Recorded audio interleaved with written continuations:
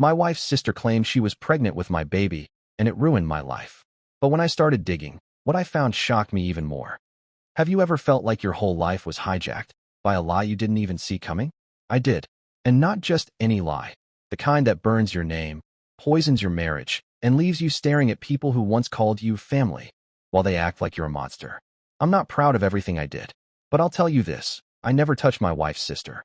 Not once. And yet, everyone believed I did. Everything started about a year ago, right after my wife's younger sister, Eliza, moved in with us temporarily. She had broken up with her boyfriend, was supposedly going through a rough time, and my wife, being the loving person she is, insisted we offer her a place to stay for a while. I didn't protest. I thought, family helps family, right? Big mistake. From the first week, I started feeling like something was off. Eliza was friendly, overly so. She walked around the house in nothing but a towel, laughed a little too hard at my jokes, found reasons to accidentally bump into me. At first, I brushed it off. Maybe she was just careless. Maybe I was imagining things. But then came the night she came home drunk. My wife was working late. I was in the kitchen. Eliza stumbled in, wine bottle in hand, and just stood there, looking at me. And then, she said something I'll never forget. You know, you could have had me first. I froze. I told her she was drunk and needed to go sleep it off. She smirked. Suit yourself. I didn't tell my wife. Why? I was stupid. I didn't want to create drama. I figured it was a one-time thing. But that silence cost me everything. Because 2 weeks later, Eliza told my wife she was pregnant. And the father? Me. After Eliza dropped that bombshell, my world stopped. I tried to explain, denied it over and over. But Emily's eyes were filled with doubt, the kind that kills trust slowly but surely. What made it worse was how fast the news spread. Her parents took her side immediately, whispering behind my back. My phone started ringing nonstop. Family members, friends, even neighbors calling, asking if it was true. I felt like I was drowning in a nightmare I couldn't wake up from. But then, a strange thing happened. One evening, I got a message from an unknown number. Stop fighting a lost battle. You're already buried. That was the first time I realized this wasn't just about a pregnancy. There was something darker at play.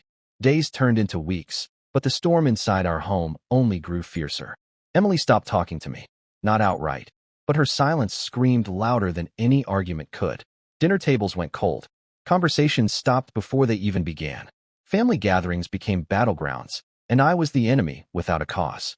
I pleaded my innocence, tried to bring logic and reason to the table, showed her phone messages, alibis, even offered to take a DNA test. But none of it mattered. The seed of doubt had been planted too deep and watered by Eliza's careful lies. The worst part wasn't just the loss of trust with Emily. It was watching everyone around us slowly turn. My friends stopped returning calls. My own brother gave me looks that felt like daggers. Even co-workers whispered behind my back, their eyes full of pity and suspicion.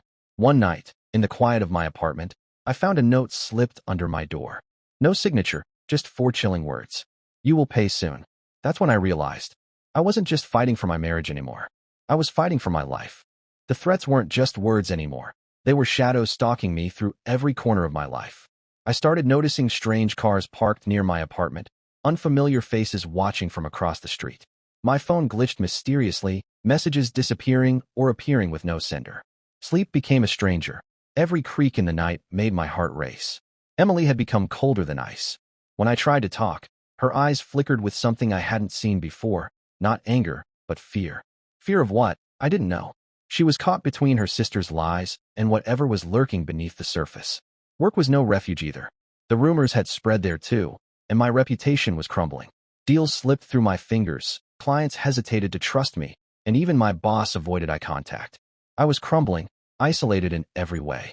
One evening, as I sat staring at the endless wall of text messages from people I once called friends, my phone buzzed again.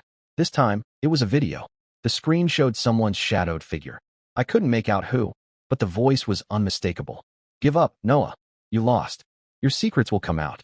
And when they do, no one will stand by you. That last sentence sliced through me like a knife. Secrets? What secrets?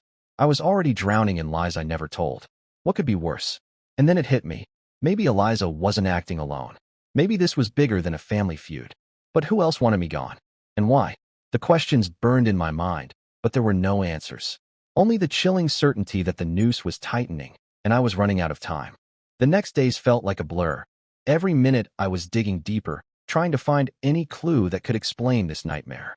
I revisited conversations with Eliza, texts I'd missed, anything that could shed light on who might be behind this.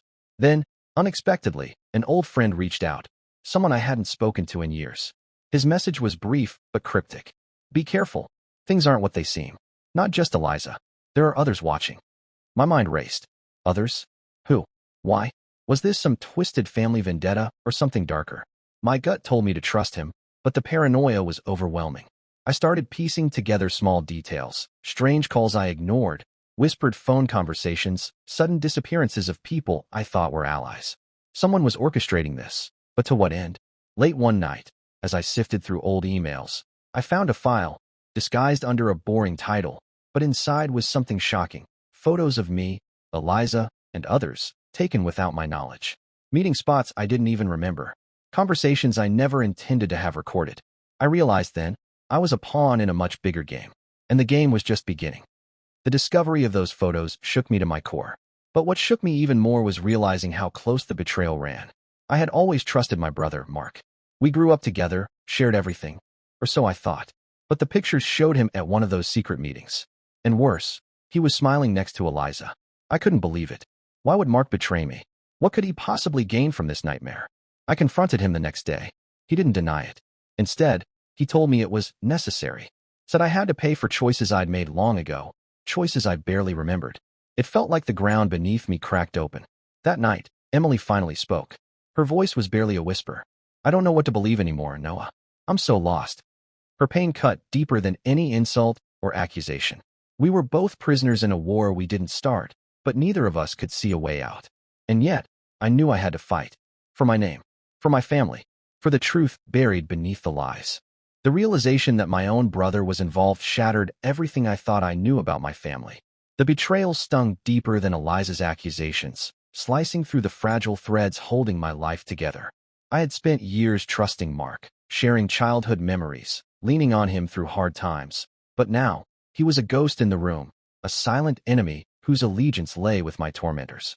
I tried to reach him, to understand. His words were cold and calculated. It's not personal. It's business. You should have known better. But it was personal for me. It was everything. Emily was caught in the middle, her eyes a battlefield of love, doubt, and despair. She refused to listen to me anymore, choosing silence over confrontation, leaving me alone in a war with no clear enemy. Our home, once a refuge, had turned into a prison of suspicion and broken promises. One evening, after another tense silence over dinner, Emily finally broke. Maybe the truth doesn't matter anymore, Noah. Maybe we're both too far gone. Her words hit me like a punch. Was she right? Had this nightmare already won? But surrender wasn't an option. Not yet. Determined, I started tracking the shadows lurking behind the scenes. The texts, the mysterious calls, the people who suddenly vanished or changed their stories. Every clue led me closer to a chilling truth. This was no simple family feud. There was an orchestrated plan, with stakes higher than I could have imagined. And I was right in the center of it. The deeper I dug, the more the carefully constructed facade began to crumble. One careless mistake, one slip of the tongue, and the truth began to peek through the cracks. It was a phone call, overheard accidentally by my neighbor, that set everything in motion. I had no idea I was being watched, but that call revealed something explosive. Eliza was speaking to someone I didn't know, someone who sounded cold and calculating. They were discussing plans, how to keep me silent, how to destroy every last shred of my reputation. My blood ran cold. I recorded what I could, piecing together the fragments like a puzzle, but it was never enough. Every time I thought I was close to the truth, the trail went cold. Emily, meanwhile, was slipping further away. Her eyes, once full of love and trust, were now clouded with pain and confusion. One night, she accused me of hiding things, of lying by omission. I wanted to scream that I was innocent, that I was fighting for her, but the words stuck in my throat. The family I thought I knew was gone, replaced by masks and whispers. And then, in the darkest hour, a message arrived that made my blood freeze. You're running out of time, Noah. By this point, I was so deep in the mess that I could barely tell who I could trust. Friends stopped answering my calls. Family members gave me cold shoulders or avoided eye contact like I was contagious. Even Emily, the one person I hoped would stand by me, was slipping away into silence and doubt. I started living like a ghost, moving quietly through my days, constantly watching my back. Every knock at the door, every unexpected phone ring made my heart pound. I wasn't just fighting to clear my name anymore. I was fighting for my sanity. One evening, I caught a glimpse of someone lurking outside my apartment window. I confronted them, but they vanished before I could get a good look. The paranoia was crushing, but I knew giving up wasn't an option. The mystery person sent a chilling warning shortly after. Stop digging, or you'll regret it. I wanted to stop. I really did. But every fiber of my being screamed to keep going, to find the truth and expose whoever was behind this nightmare. Just when I thought the darkness was closing in for good, a message came through that I didn't expect. It was from Sarah, Emily's childhood friend, someone I barely knew but had always respected. She reached out cautiously, hinting that she knew things about Eliza that weren't being said out loud. We met in a quiet cafe, her eyes darting nervously around.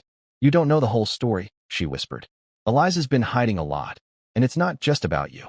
Sarah told me about secret meetings, whispers of deaths, threats made against Eliza, and pressure from people I'd never heard of. Apparently, Eliza wasn't just acting out of spite. She was trapped in something much bigger. This was the first real break I'd had in months. Proof that the web of lies and manipulation extended far beyond our family. It was a dangerous game, and I was still right in the middle of it. But for the first time, I felt a flicker of hope. Sarah's revelations sent me spiraling back into memories I'd tried to forget. There were pieces of my past I'd buried deep. Mistakes I thought were long gone. Secrets I never wanted to confront again. She mentioned names, old acquaintances who had suddenly resurfaced in Eliza's life. People from my past, tangled up in debts and dangerous dealings. Could they be the puppet masters behind this nightmare? I started digging into my own history, reaching out to contacts I'd avoided for years. What I found was disturbing. Old friends turned enemies, grudges long buried, and threats I'd never taken seriously. Emily noticed the change in me, the obsession, the late nights, the growing desperation. One night, she asked quietly, "Who are you really fighting?" "I don't just want to clear my name," I confessed. "I want to protect what's left of us." But the harder I fought, the deeper the darkness seemed to grow. With every new revelation, the net around me tightened. I realized I was walking into a trap meticulously set long before I even knew it existed. The people I thought I could count on were either puppets or players in a game far bigger and darker than I imagined. One evening, a package arrived at my door. Inside was a single envelope, no return address, no explanation. I hesitated but opened it anyway. Inside was a series of photographs, snapshots of my life. Me leaving work, entering the grocery store, even moments with Emily that I never wanted anyone to see. Someone had been watching me constantly. But the worst was the final photo. Eliza standing with a man I didn't recognize, both smiling sinisterly. Along with the photos was a note. "Stop asking questions. Walk away while you still can." The message was clear. They controlled everything. For the first time, I felt truly cornered. Being cornered never meant giving up. Not for me. That threatening envelope ignited something fierce inside. I refused to be a pawn any longer, trapped in a game designed to destroy me silently. I decided it was time to fight back, on my terms. The first step was gathering allies. Sarah had proven trustworthy, so I asked her to help dig deeper into Eliza's connections. Together, we uncovered a network of lies involving more than just family drama, shady debts, business rivalries, even blackmail. I also reached out to a private investigator, someone discreet who could help me track who was behind the constant surveillance and threats. The truth started to come into focus. Eliza wasn't acting alone. There were others pulling strings, watching my every move. Emily, sensing my resolve, began to soften. One late night, she sat beside me and whispered, "I want to believe you. I want to fight with you." Her words fueled me. I wasn't just fighting to clear my name anymore. I was fighting for our future. But with every step forward, the danger grew. The threats escalated, from cryptic messages to direct confrontations. One night, someone smashed my car windows. Another time, I found my apartment door unlocked, items disturbed, but nothing stolen. It was a war, and it was personal. After months of lies, betrayals, and threats, I finally had enough. I gathered all the evidence, the photos, messages, recordings, and confronted Eliza in front of everyone who mattered. It was a family dinner turned battlefield. I laid out everything I had uncovered. Her lies, the manipulation, the people behind the scheme, and the cruel game played at my expense. The room was silent, stunned. Eliza's confident mask cracked. She tried to defend herself, but the weight of truth crushed her words. Even my wife, Emily, looked at her with a mixture of hurt and disbelief. But the real shock came when my brother, Mark, admitted his role. He confessed to being coerced into the plot due to debts and threats I never knew about.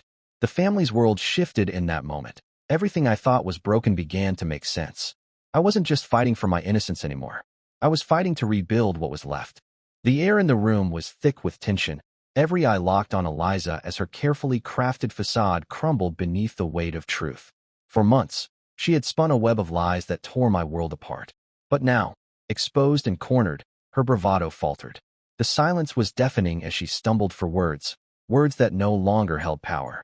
My wife, Emily, sat motionless, her eyes brimming with a storm of emotions, betrayal, sorrow, and a flicker of something I desperately hoped was forgiveness.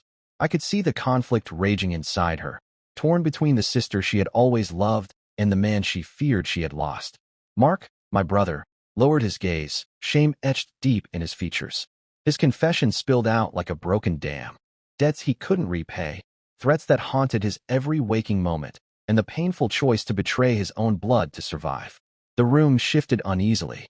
Our family, fractured and battered, faced a moment of reckoning none of us could escape. But the battle wasn't over. In the silence that followed, a new realization took hold. This was a test of what remained beneath the ruins. Could we find strength in the rubble? Could truth and love mend the broken pieces? Emily finally stood, her voice trembling yet resolute. We have a long road ahead, but we start with truth, and we rebuild, together. I reached for her hand, feeling the fragile thread of hope between us. The scars would never fully fade. The wounds ran deep. But in that moment, surrounded by the shattered remains of lies and deceit, we chose to fight, not just for survival, but for redemption. And as the night stretched on, I knew this was just the beginning of a new chapter, one written not in shadows, but in light. Thanks so much for watching. If you enjoyed the story, make sure to hit the like button, subscribe to the channel, and turn on the notification bell so you never miss a new upload. If you have any thoughts about what happened, feel free to share them in the comments. I'd love to hear what you think. Stay safe, stay curious, and see you in the next one.